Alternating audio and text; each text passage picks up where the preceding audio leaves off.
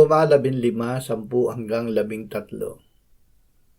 At muling sinasabi niya, "Magala kayo, kayong mga hintil, kasama ng kanyang bayan. At muli purihin ninyo ang Panginoon, kayong lahat ng mga hintil, at purihin siya ng lahat ng mga bayan." At muli sinasabi ni Isaias, "Darating ang ugat ni Jesse, siya ang babangon upang maghari sa mga hintil. Sa kanya aasa ang mga hintil."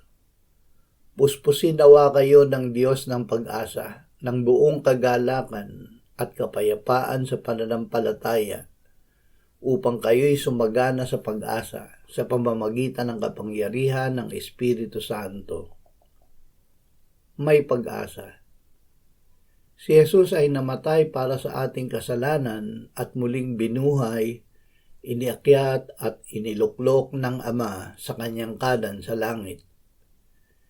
Si Jesus ang ating manunubos sa kasalanan. Ang kanyang pagtubos ay para sa lahat, hindi lamang para sa Hudyo kundi para rin sa mga hintil.